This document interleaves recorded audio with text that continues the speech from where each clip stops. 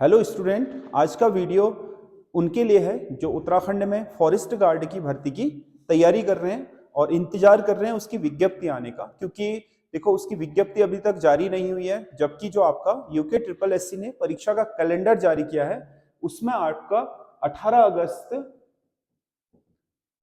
2025 को उसकी परीक्षा तिथि दी गई है। और यूके ट्रिपल एससी आपको पता है परीक्षा तिथि के हिसाब से ही परीक्षाएं करा रहा है, कैलेंडर में बहुत ज्यादा फेरबदल नहीं होता।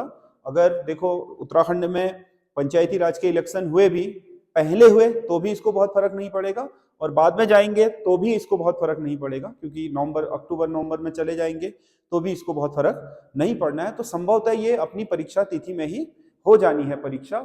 अब इस परीक्षा में जो आपका सबसे इंपॉर्टेंट फैक्टर है कि इसकी विज्ञप्ति क्यों नहीं आ रही है, क्योंकि अब हम मार्च खत्म होने वाला है, अप्रैल शुरू होने वाला है, तो हमारे पास बहुत समय है नहीं, 4-5 महीने का जो समय है। तो क्या विज्ञप्ति आने का इंतजार करें हम तैयारी करने के लिए, या अपनी तैयारी पहले से ही हम सुचारू रूप से तैयार करें? तो इसके लिए आपको जरूरी है कि आप ये समझने का प्रयास कीजिए कि ये परीक्षा होनी तो इसी तिथि को है। अब अप्रैल माह में अगर उत्तराखंड सरकार ने अप्रैल माह में अगर ये जो आपका पंचायती राज इलेक्शन का जो आपका शेड्यूल है अगर इसमें करा देता है अप्रैल और मई में, तो हो सकता है कि इसकी विज्ञप्ति उसको जारी होने से 2-3 दिन पहले आ जाए। या हो सकता है कि आपके अगर मई तक इलेक्शन हो जाते हैं तो मई के बाद भी आ सकती है, क्योंकि परीक्षा शेड्यूल तो दिया ही है। विज्ञप्ति निकालने से आपको केवल 1 महीना फॉर्म भरने का देगा और उसके बाद अपनी परीक्षा वो करा लेगा, जो भी उसके पास समय होगा 2 महीने का। तो ये जो आपका अप्रैल और मई का महीना है, इसमें थोड़ा असमंजस है पंचायती चुनाव को लेकर के, क्योंकि इसमें आपके पंचायती चुनाव अगर कराए गए तो फिर आचार संहिता लगने के बाद विज्ञप्ति जारी नहीं होगी। हाँ, विज्ञप्ति पहले निकाल दिया पंचायत चुनाव से तो फिर इसकी आचार संहिता का कोई इस पर असर नहीं होगा, और अगर बाद में होंगे इलेक्शन तो फिर ठीक ही है। तो कुल मिलाकर के अप्रैल माह आपका हो सकता है कि इसमें जो आपके 600 पदों के लिए फॉरेस्ट गार्ड की भर्ती होनी है, इन 600 पदों के लिए जो उसने दे रखे हैं, हो सकता है कि इसमें कुछ पदों में वृद्धि हो जाए। तो ये जो 600 पद हैं, इनमें आपके जो आपका अधियाचन जारी हुआ है उसके हिसाब से डेट निकाली है और आपके जो पद निर्धारित किए गए हैं उसका 18 अगस्त को ही आपका पेपर होना है।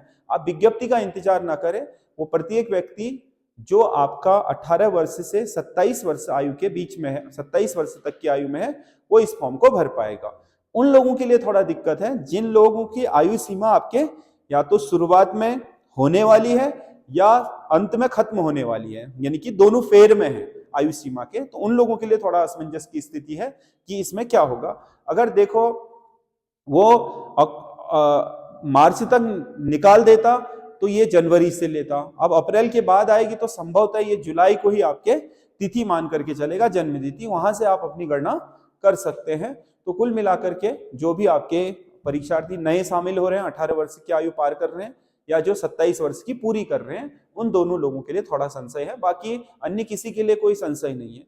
और दूसरी, इसकी तैयारी आपके कांस्टेबल लेवल पर नहीं होगी, ये ध्यान रखना। हालांकि ग्रेड पे सेम ही है, उत्तराखंड पुलिस को भी 2000 ग्रेड पे है और आपका फॉरेस्ट गार्ड को भी 2000 ग्रेड पे है।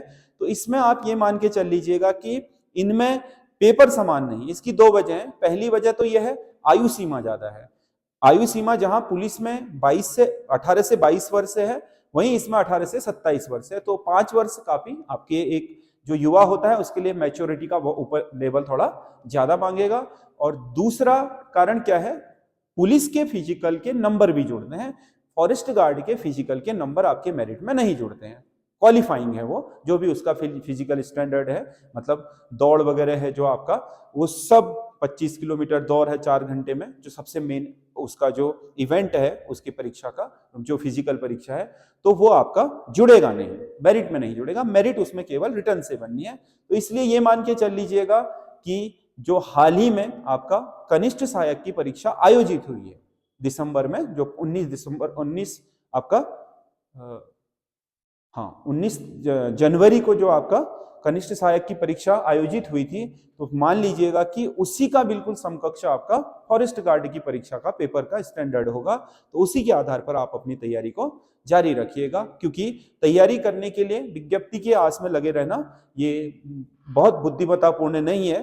तैयारी करने के लिए आप अपनी तैयारी को शुरू कीजिए और उत्तराखंड की परीक्षाओं के हिसाब से करिए। आपको सिलेबस पता है सबका, आपको आयोग के नेचर पता है, उत्तराखंड लोक सेवा आयोग कैसे कराता है, उत्तराखंड आपके अधीनस्थ सेवा चयन आयोग कैसे कराता है, उसी के आधार पर आप अपनी परीक्षा की जो तैयारी है वो जारी रखिए। पेपर जब भी होगा आप तैयार होंगे तो उसमें आप अच्छे नंबर ले ही आएंगे।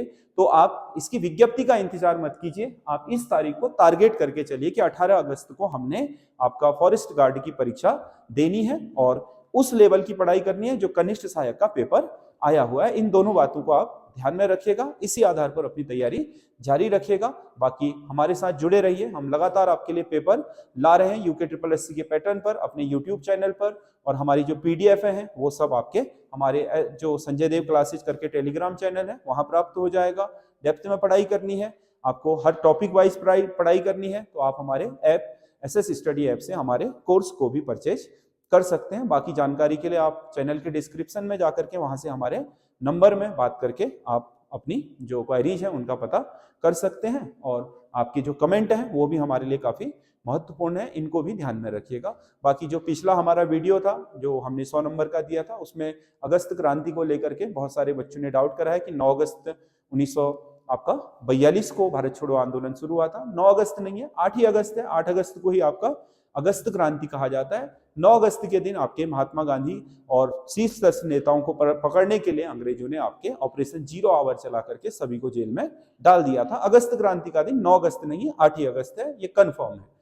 तो और एक दो डाउट और थे, जैसे कुछ बच्चों ने लिखा है कि जो आपके कीर्ति शाह की पढ़ाई हुई थी मेयो कॉलेज, कीर्ति शाह की भी हुई थी, लेकिन कीर्ति शाह की जो पढ़ाई हुई थी वो माध्यमिक की हुई थी। प्राथमिक शिक्षा पूछा गया है, प्राथमिक से लेकर के माध्यमिक तक पूर्ण शिक्षा आपके नरेंद्र शाह की हुई थी।